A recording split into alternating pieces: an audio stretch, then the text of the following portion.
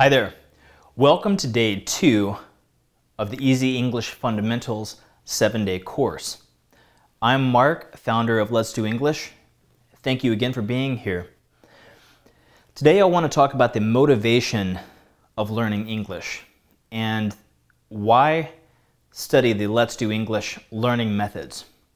Okay? Well, first of all, why learn English? Well, you already have an answer to the question of why learn English. You may say, I want to pass standardized tests like the TOEFL test or the IELTS test to get into a great college. You may say that you want to get a better job so that you can make more money, and to make more money to get that better job, you need to know English.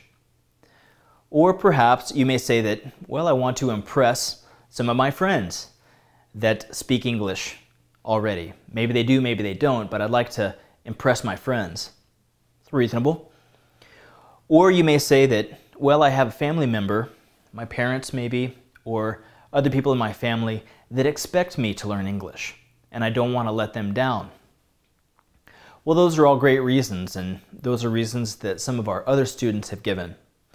Well, there are some other reasons you may want to learn English. See, in the last few years, I've become intrigued, fascinated with this idea that we live in the information age. Over the last couple of hundred years, we've moved away from moved out of the agrarian age, like the farming age, through the Industrial Revolution. We had machines and people worked in factories. And now we've entered the information age. Most of the English speakers throughout the world are actually knowledge workers. That the work that they do is actually work in their own head. They're maybe computer programmers, or perhaps work in phone centers and databases. Most of the people in the United States are, in fact, knowledge workers. And knowledge, or information, I believe, is a form of currency. It's like money.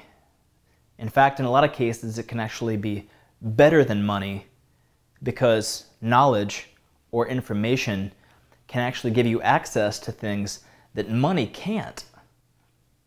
So information or knowledge is a form of currency, and in many cases it can actually be better than currency, better than having money.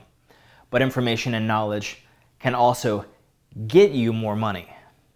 And I found that in my own life. As I've studied business and I've become just a voracious learner of various subjects, I found that I can use information, the right information combined with the right connection, the right introduction to a certain person, can be like magic.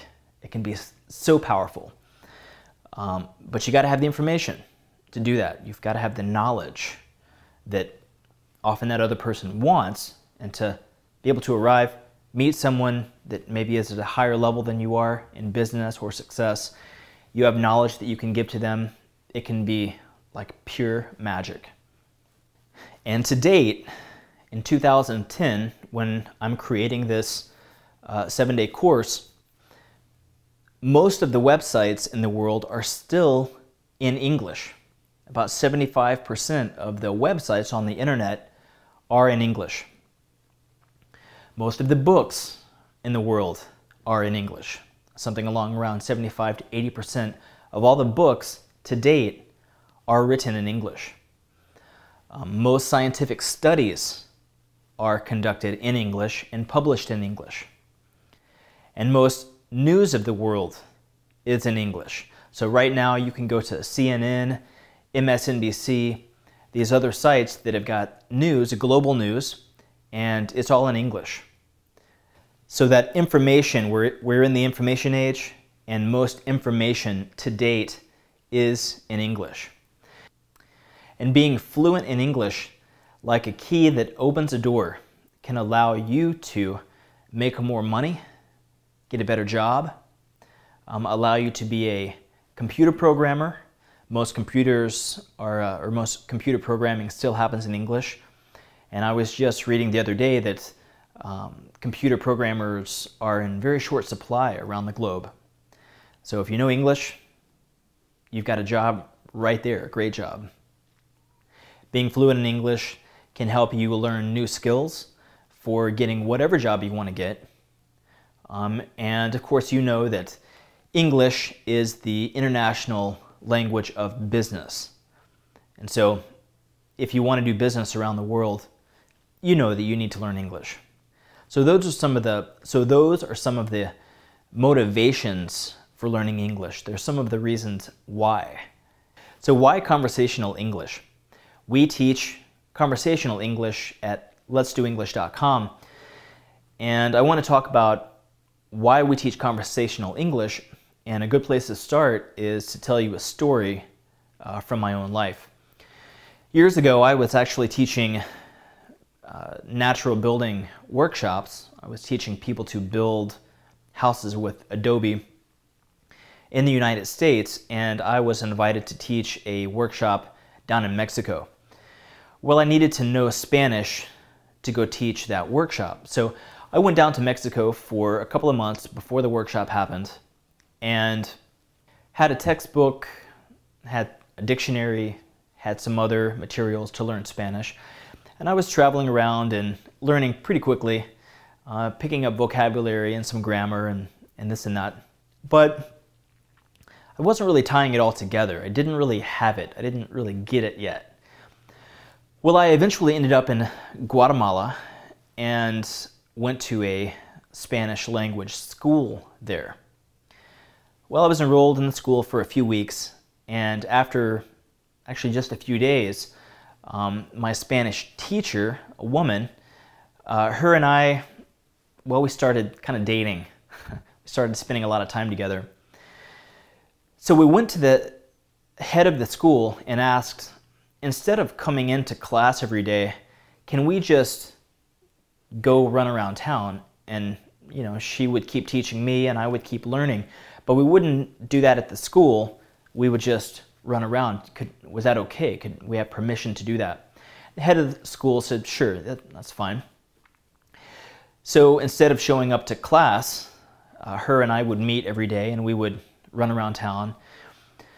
Well, I began to spend time with her and her friends instead of hanging out with gringos there in town at the school. And suddenly everything clicked. It was because I was having conversations with people in Spanish, because I was no longer studying the textbook. In fact, I just left the books at home or at the hotel. I didn't really study any more grammar or any more vocabulary. We just walked around town and spoke together in Spanish, and I started picking up Spanish very quickly. In basically a week or two, I had learned more Spanish than I had in probably 6 or 8 weeks before that. So it's all about that conversational Spanish, in our case here, conversational English. You've already spent years in school studying English, verbs, nouns, vocabulary, grammar. But to tie it all together, you need conversational English. So that's why we teach conversational English, because that's what ties it all together. And tomorrow we'll talk a little bit more about the theory of why that happens. It's really fascinating what happens in the human brain and how conversation is different than textbooks. Okay, so short overview of the rest of the course. Tomorrow, day 3, we're going to get into the theory of conversational English. We're going to talk about the kind of intellectual theory behind it. In day 4, 5, and 6, we're going to dive into fluent, fast techniques that you can use, you can take away right now and go start really building your English. Start tying it all together, start really getting fluent fast. They're just bullet points that you can take, use right now. So I'm excited for tomorrow's lesson. Today has been great. Thank you so much for tuning in. You'll get an email tomorrow with the link to tomorrow's lesson. I hope you have a great day. We'll talk to you then.